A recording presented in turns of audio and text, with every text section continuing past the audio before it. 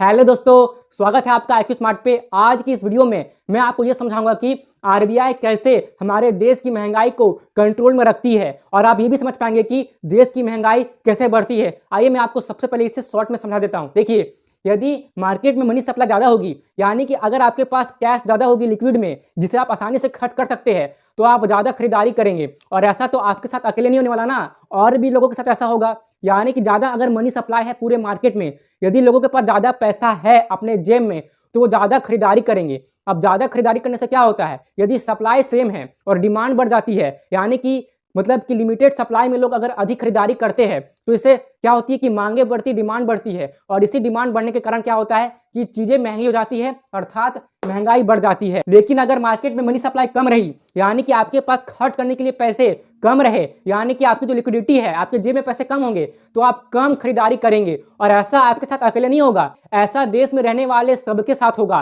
कि उनके पास कुछ खरीदने के लिए, शॉपिंग करने के लिए कम पैसे होंगे। तो जब जेब में मनी कम होगी खर्च करने के लिए, तो इससे क्या होगा कि डिमांड कम रहेगी और सप्लाई बढ़ जाएगी। तो जब सप्लाई बढ़ जाती है और डिमांड कम हो जाती है, तो ऐसे इन्फ्लेशन कम हो जाती है। और वहीं अगर इसके उलट जब सप्लाई कम होती है और डिमांड बढ़ जाती है, तो फिर क्या होता है कि इन्फ्लेशन बढ़ जाती है। जैसे कि आपने वेनेजुएला के केस को तो सुना ही होगा कि वहां पे अधिक नोट छापने की वजह से महंगाई इतनी बढ़ गई थी कि वो देश की इकोनॉमी डूब गई। इसलिए देश की इकोनॉमी को बचाने के लिए और उसे ग्रो करने के लिए और उसे मेंटेन करने के लिए देश की महंगाई यानी कि इन्फ्लेशन को कंट्रोल में रखना बहुत ही जरूरी है, जिससे आरबीआई बखूबी बहुत ही अच्छे से निभाती है। और इस वीडियो में हम इसी चीज को एकदम अच्छे से डिटेल में समझने वाले हैं। तो ये वीडियो आपके लिए बहुत ही इंपॉर्टेंट साबित होने वाली है, इसलिए वीडियो को पूरा अंत तक बिना स्किप किए अच्छे से जरूर से देखिएगा। तो फिर आइए इस शुभ कार्य में देरी क्यों, शुरू करते हैं बिना किसी देरी के।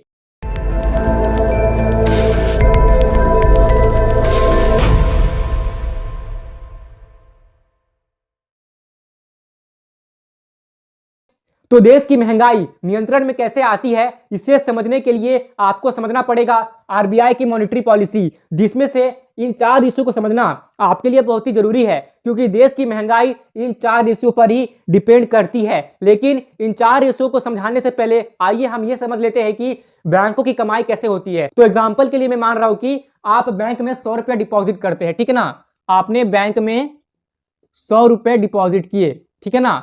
अब क्या होता है कि जो पैसे आपने बैंक में डिपॉजिट किए हैं, उन पैसों को बैंक किसी और को लोन पे देती है ना। अब देखिए, मतलब पहले इस बात को समझिए कि आप बैंक में पैसे जमा क्यों करते हैं। इसके मेन 2 कारण हैं। पहला कारण यह है कि बैंक में पैसे रखना सेफ होता है, आपको अपने पैसे के ऊपर सेफ्टी मिलती है, सुरक्षा मिलती है, ये हुआ पहला कारण। फिर दूसरा कारण यह है कि बैंक में पैसे रखने से आपको इंटरेस्ट भी मिलता है। जैसे कि यदि आपने जो कुछ भी पैसे कमाए, यदि आप उसे अपने घर में रखते हैं, तो उस पर आप कुछ पैसे नहीं कमा रहे हैं। लेकिन जब आप अपने पैसे को बैंकों में रखते हैं, अपने सेविंग अकाउंट में, तो आपको 2-3% का इंटरेस्ट मिलती है। मतलब माना कि कम ही इंटरेस्ट है, लेकिन कुछ तो इंटरेस्ट मिलती है ना। इसलिए इन 2 कारणों की वजह से आप बैंकों में पैसा रखते हैं, है ना। तो माना कि आपने बैंक में 100 रुपए रखे हैं, है ना। अब इस 100 रुपए को बैंक क्या करेगी कि किसी और को लोन पे देगी। जैसे कि बैंक ने आपसे कहा कि आप मेरे पास 100 रुपए डिपॉजिट कराओ, हम आपको आपके डिपॉजिट पर 3% का इंटरेस्ट देंगे, यानी कि आपको बैंक से वापस मिलेगा 103 रुपए, है ना। अब देखिए, ये जो 103 रुपए मिले हैं आपको, यानी कि जो आपको 3 रुपए एक्स्ट्रा मिल रहे हैं, ये कोई फ्री में नहीं मिल रहे हैं। इस एक्स्ट्रा 3 रुपए को बैंक ने भी कमाया है। कैसे कमाया है समझिए। तो बैंक ने क्या किया था कि इस 100 रुपए को किसी और को लोन पे दे दिया था, है ना, लोन पे, है ना। अब बैंक ने जिसको दिया है ये 100 रुपया लोन पे, बैंक ने कहा कि हम आपसे 7 रुपया इंटरेस्ट वसूलेंगे, है ना। तो बैंक क्या करता है कि 7% इंटरेस्ट पे, 7% इंटरेस्ट पे किसी को लोन दे देती है ना। अब इस 7% के इंटरेस्ट पे और जो आपको इंटरेस्ट मिलेगा 3% का, इस पे गैप कितना हो रहा है, 4% का। सही कहा आपने, वाह, आपकी कैलकुलेशन बहुत ही अच्छी है। तो बैंक ने 7% किसी और को लोन पे दे दिया, है ना। तो बैंक को मिलेंगे 107 रुपए, जिसमें से 3 रुपए वो आपको दे देगा और 4% यानी कि 4 रुपए बैंक खुद रख लेगा। तो ये हो गई बैंक की कमाई। और इसी तरह से बैंक की कमाई होती है। बैंक की कमाई अधिकतर दूसरों को लोन देकर के ही मतलब होती है। जो उस पे इंटरेस्ट बैंक को मिलती है लोन पे, उसी से बैंकों की खर्च है वो सब चलती है ना। तो अब यहाँ पे बैंकों के बारे में इस बेसिक सी जानकारी को जानने के बाद ये प्रश्न मन में उठता है कि मान लीजिए कि बैंक ने किसी व्यक्ति को लोन दिया और यदि वो व्यक्ति लोन ना चुका पाए, तो यानी कि बैंक ने जिसको लोन दिया है अगर वो सारे पैसे लेकर फरार हो गया, तो बैंक को वापस पैसे नहीं मिलेगी, है ना। तो ऐसे में तो बैंक कंगाल हो जाएगी। जैसे कि आपने नीरव मोदी और विजय माल्या के केस के बारे में तो सुना ही होगा यदि आप कहेंगे या कमेंट करेंगे तो इनके बारे में मैं अलग से डिटेल में वीडियो बना दूंगा, है ना। लेकिन ऐसी चांसेस तो हो सकती है ना कि बैंक ने किसी को लोन दिया और वो सारे पैसे लेकर के भाग गए, ऐसे में बैंक तो कंगाल हो गई, बैंक दिवालिया हो गई। तो ऐसे में बैंकों की सेफ्टी का ध्यान कौन रखेगा, बैंक को दिवालिया होने से कौन बचाएगा, क्योंकि बैंकों में पैसे तो आम जनता के ही होते हैं। तो ऐसे में कौन आएगा बैंक को बचाने के लिए, तो ऐसे में बैंक को बचाने के लिए आता है आरबीआई, यानी कि रिजर्व बैंक ऑफ इंडिया, है ना। तो जो सबसे पहला रेशियो है वो इसी चीज से रिलेटेड है जो बैंकों को दिवालिया होने से बचाता है। वो क्या है, सबसे पहला रेशियो है CRR, यानी कि कैश रिजर्व रेशियो। रेशियो मतलब होता है हिस्सा और रिजर्व मतलब होता है कि इतने तो रखने ही है, इसको आप यूज नहीं कर सकते, है ना। मतलब कि बैंक में जितने पैसे डिपॉजिट हुए हैं उसका वो हिस्सा जो बैंकों को आरबीआई के पास रखवाना ही होता है और ये मैंडेटरी होता है, अनिवार्य होता है। तो इसी रेशियो को हम कहते हैं कैश रिजर्व रेशियो। एक बार मैं आपको फिर से बोलता हूं, फिर मैं आपको एग्जांपल से भी समझा दूंगा कि बैंक में जितने भी पैसे डिपॉजिट हुए हैं तो उसका एक फिक्स हिस्सा होता है जो बैंकों को आरबीआई के पास रखवाना होता है, और इसी हिस्से को, इसी रेशियो को कहते हैं कैश रिजर्व रेशियो। जैसे कि करेंटली मैं बात करूं, जो भारत देश की जो आरबीआई की जो कैश रिजर्व रेशियो है वो चल रही है 4.5%। अब इसका क्या मतलब हुआ, तो एग्जांपल के लिए मान लीजिए कि आपने जैसे 100 रुपए बैंक में जमा किए, है ना। तो इस वाले उदाहरण में मैंने आपको क्या कहा कि इस 100 रुपए को बैंक किसी और को लोन पे देगा, फिर उससे जो इंटरेस्ट मिलेगी बैंक को, तो उससे बैंक की भी कमाई होगी और उसमें से कुछ इंटरेस्ट आपको भी मिल जाएगी, है ना। लेकिन जो पैसे आपने डिपॉजिट किए हैं, यानी कि उस पूरे पैसे को बैंक लोन पे नहीं दे सकती, क्योंकि यहाँ पे सामने आता है कैश रिजर्व रेशियो। यानी कि जैसे कि आपने डिपॉजिट कर दिया, मतलब आपने तो 100 रुपए डिपॉजिट किए बैंक में और कैश रिजर्व रेशियो है 4.5 रुपीज, यानी कि इस 100 रुपए में से, है ना, बैंक को 4 रुपए 50 पैसे आरबीआई के पास रिजर्व करके रखने होंगे। इस 4 रुपए 50 पैसे को बैंक यूज नहीं कर सकता और नहीं आरबीआई इस पैसे को यूज करता है। ये पैसे आरबीआई के पास रिजर्व होते हैं फॉर फॉरवर्ड फ्यूचर सेफ्टी के लिए, है ना। यानी कि अभी बैंक के पास है केवल 95 रुपए 50 पैसे, यानी कि बैंक अब केवल 95 रुपए 50 पैसे को ही किसी और को लोन पे दे सकती है, उसी से बैंक अपनी कमाई कर सकती है। क्या अब ऐसा हो सकता है? नहीं, अभी भी ऐसा नहीं होगा, क्योंकि एक और सिक्योरिटी आती है बीच में और वो सिक्योरिटी होती है SLR, यानी कि स्टैट्यूटरी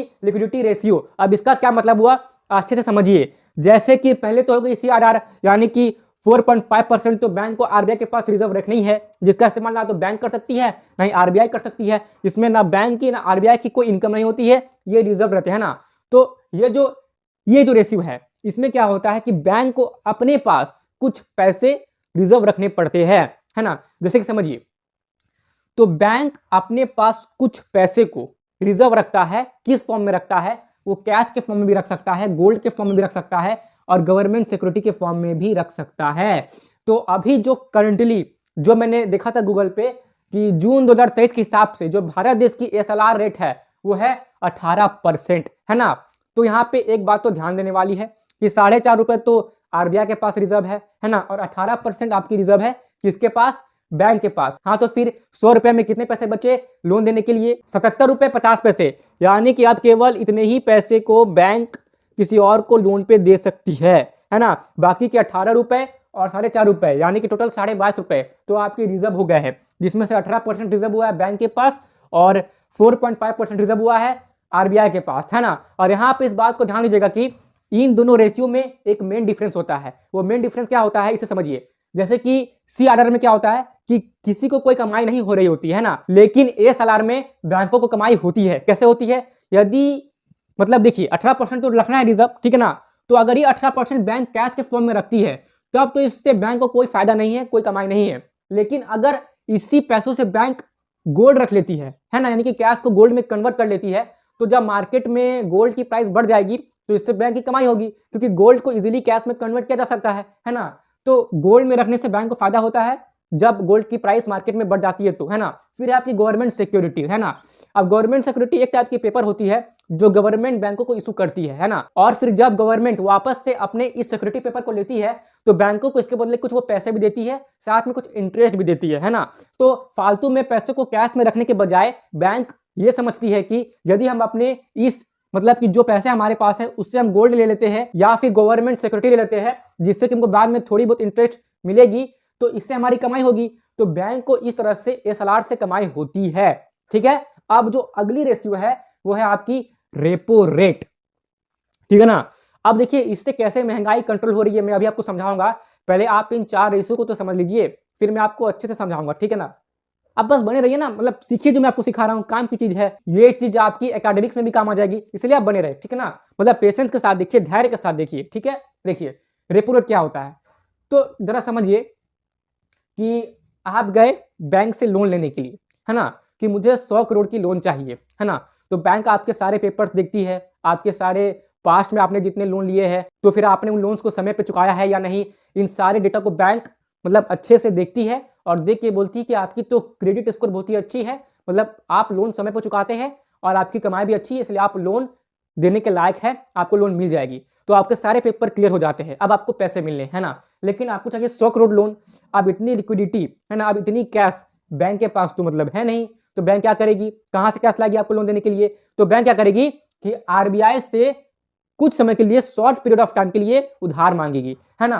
तो जिस रेट पर आरबीआई बैंकों को लोन देती है उसको कहते हैं रेपो रेट, है ना। जैसे कि उदाहरण के लिए मान लीजिए कि जो 8 दिसंबर 2023 के हिसाब से जो आरबीआई की जो रेपो रेट है वो है 6.5%, है ना। यानी कि अगर आरबीआई बैंक को कुछ पैसे लोन पे देती है, उदाहरण के लिए मान लीजिए कि आरबीआई ने बैंक को 100 रुपए लोन पे दिए for short period of time, है ना, तो फिर आरबीआई बाद में कितना वसूलेगी, आरबीआई बैंकों से वसूलेगी 106 रुपए 50 पैसे, यही होती है आपकी रेपो रेट, है ना। तो ऐसे में आपको जितना लोन चाहिए, अगर बैंक के पास उतने पैसे नहीं है तो आरबीआई से वो रेपो रेट पे लोन ले लेगी। फिर है आपकी रिवर्स रेपो रेट, जैसा कि यहाँ पे आप समझ पा रहे होंगे कि रिवर्स रेपो रेट यानी कि रेपो रेट का ठीक उल्टा।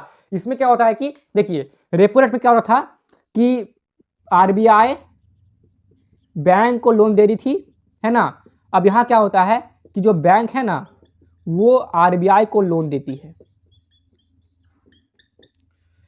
और जो करंटली मैंने चेक किया था कि रिवर्स रेपो रेट अभी कितनी चल रही है भारत में, तो वो थी आपकी 3.35%, है ना। यानी कि बैंक देगी आरबीआई को लोन और आरबीआई उसको बैंक के पैसे चुकाएगी विथ 3.35% इंटरेस्ट के साथ, है ना।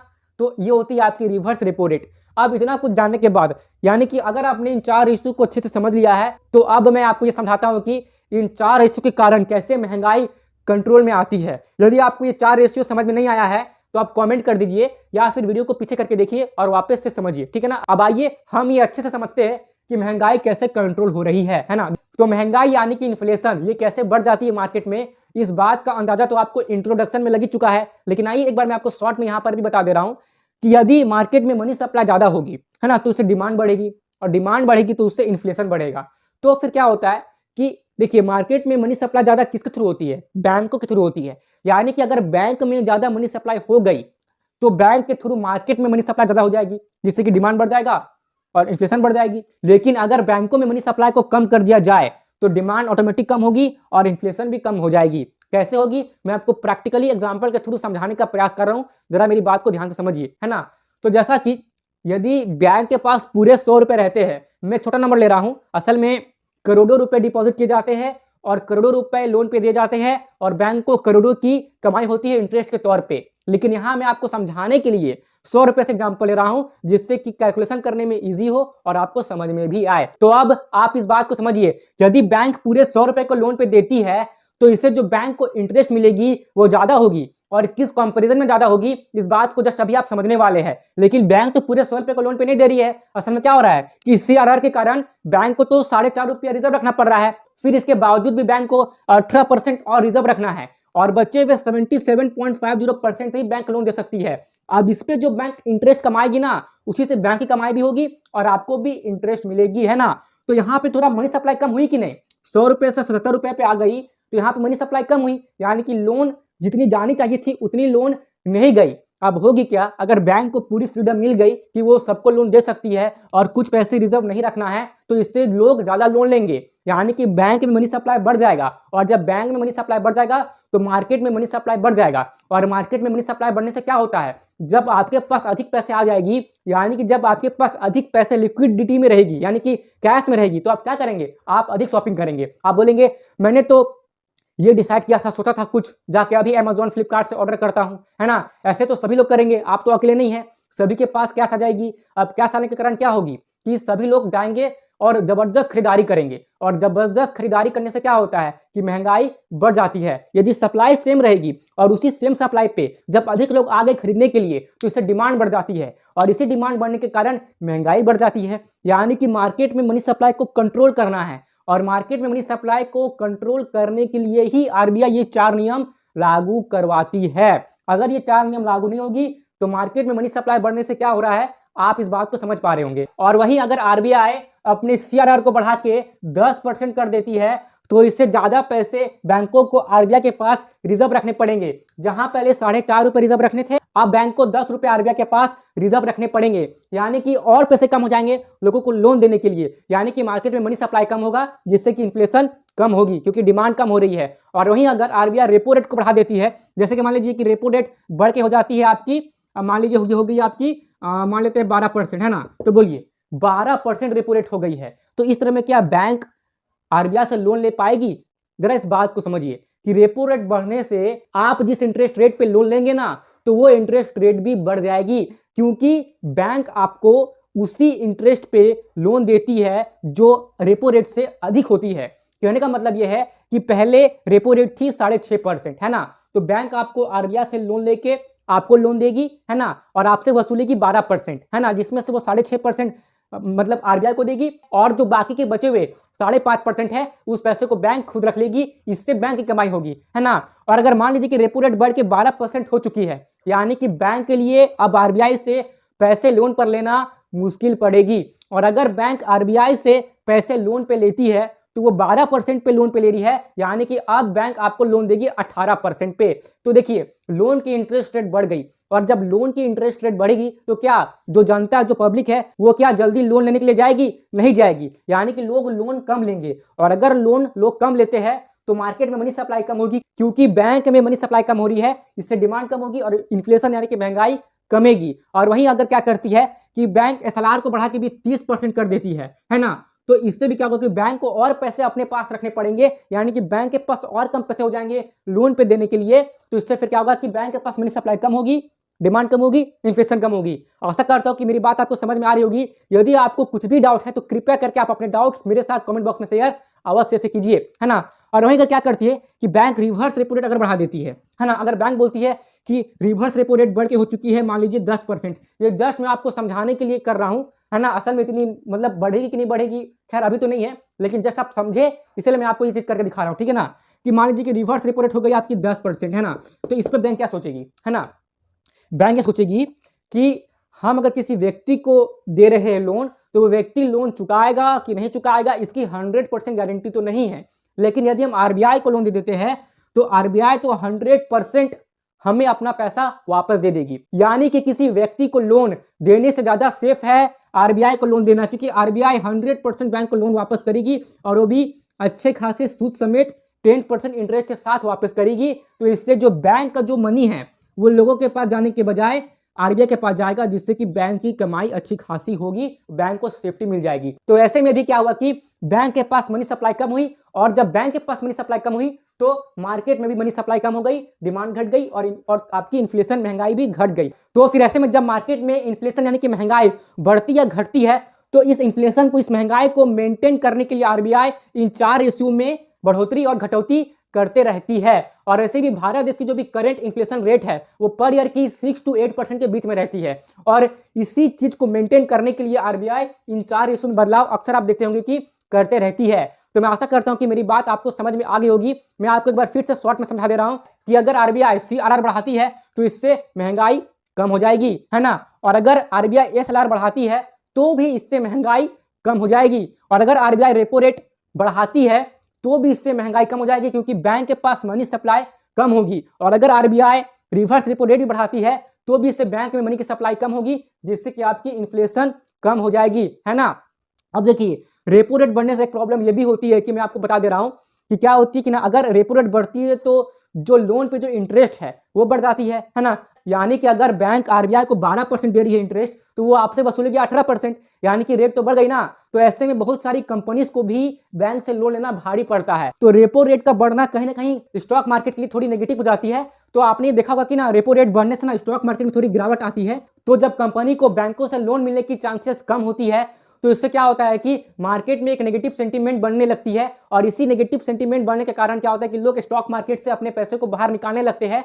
तो स्टॉक मार्केट में थोड़ी बहुत गिरावट आ जाती है रेपो रेट के बढ़ने से, है ना। अब इतना कुछ समझने के बाद आपको समझ में आ गया होगा कि मार्केट में महंगाई को नियंत्रण में कैसे किया जाता है, कैसे देश की महंगाई को आरबीआई कंट्रोल करती है। इस बात को आप समझ गए होंगे। यदि आपको कुछ डाउट है तो आप अपने डाउट मेरे साथ कमेंट बॉक्स में शेयर कर सकते हैं और मैं आशा करता हूं कि ये वीडियो आपको पसंद आई होगी और इस वीडियो से आपने जरूर कुछ सीखा होगा। इसलिए इस वीडियो को लाइक कीजिए और औरों के साथ तो शेयर जरूर से कीजिए। और भी इसी तरह की वीडियोस रेगुलर बेसिस पे देखते रहने के लिए आप IQ स्मार्ट को सब्सक्राइब कीजिए और साथ ही में जो पास में बेल आइकन है उसे तो जरूर से ही प्रेस कर दीजिए, ताकि मैं जब भी कोई न्यू वीडियो अपलोड करूं जिससे कि आपको वैल्यू मिले तो उसकी नोटिफिकेशन आपको उसी वक्त मिल जाए। IQ स्मार्ट के साथ कनेक्टेड रहने के लिए आप IQ स्मार्ट की फेसबुक पेज, इंस्टाग्राम पेज और टेलीग्राम पेज को भी फॉलो कर सकते हैं, जिसकी लिंक आपको डिस्क्रिप्शन बॉक्स में मिल जाएगी। और दोस्तों, मेरे मित्रों, यहां तक रुकने के लिए, अपना कीमती समय देने के लिए और मेरी बातों को ध्यान से सुनने के लिए आपका सच्चे मन से बहुत बहुत धन्यवाद।